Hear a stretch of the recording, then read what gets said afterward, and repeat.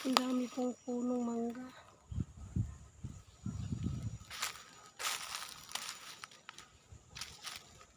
Ang dami namang puno. Oh. Ganyan pala mag-uling.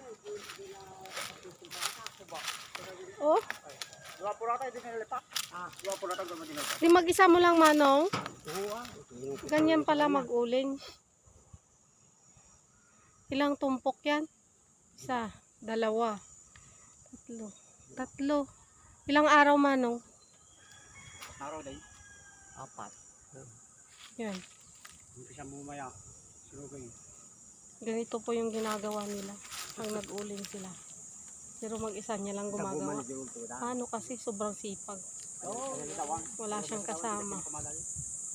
Kaya bumisita kami.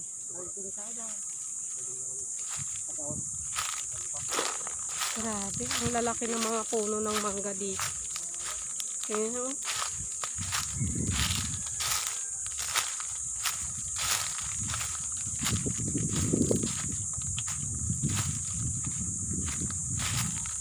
Dito na siya kumakain. Mag-isa niya lang gumagawa. Yan si Manong Kitong. Sobrang sipag yan. Kakayanin niya lang lahat para mabuhay lang yung pamilya niya. Yan ang gagawin nila. Ito po yung mga punong mangga. Sa kadami-dami ng puno. Tingnan nyo guys. Oh. Oh.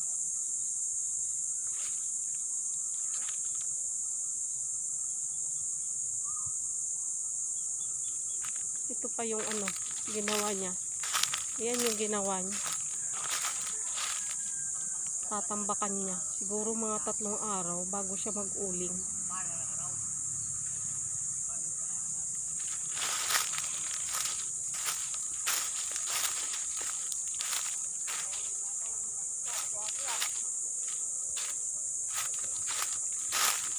Grabe init.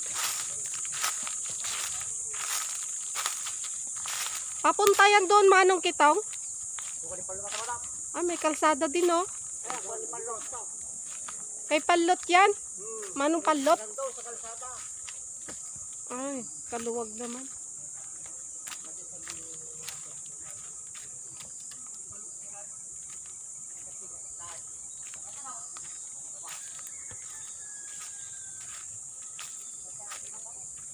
Ayan yung mga puno. Ang daming puno.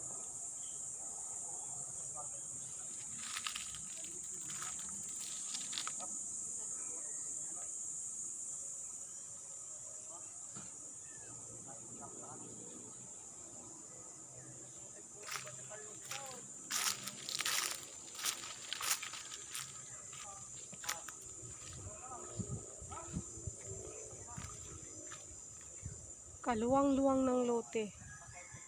Puro kamanggahan na lang.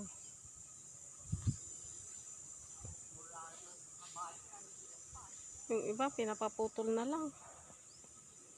Ayan. Walang bahay.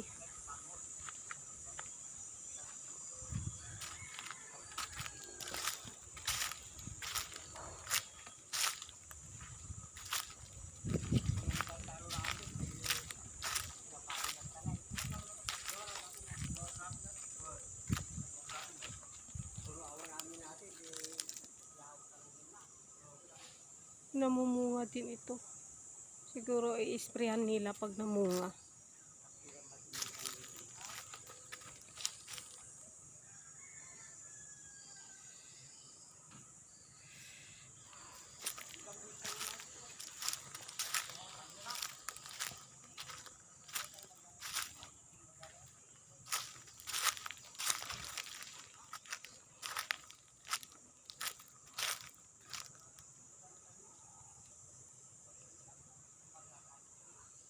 Ayan.